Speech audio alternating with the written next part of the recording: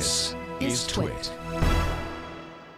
Now we've got gardening apps as well. The first app is it's actually not an app. It is a book created using the company Inkling. We've talked about Inkling in the past. Inkling, yeah. You can put together amazing.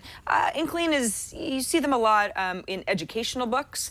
But there's a book called The New Sunset Western Garden Book. The Western Garden Guide is the book. And if you live in the West. Yes. Yeah. And by West, it's basically the western part of the United States. Right. It goes, to the eastern side of Colorado. Right. And west, and all the way down through, Baja, Mexico, and up through Vancouver. In fact, I'm looking at it right now because I was like, exactly what are we covering?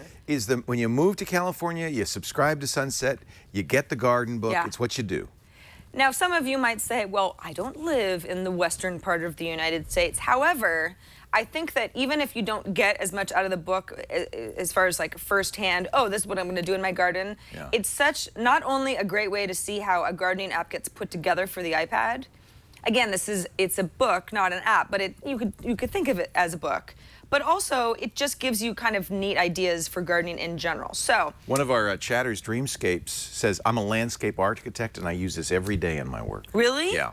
This book? Yep. Oh, that's great. Yeah, what's neat about this is like, you have all of this sort of like, okay, well, here are the common microclimates, here's an example of cold air pockets, that might be like on a deck that you might think about. Of course, all the houses featured are beautiful and architecturally stunning, and so there's a little bit of an inspiration thing to take from this. It's a little rich for my blood.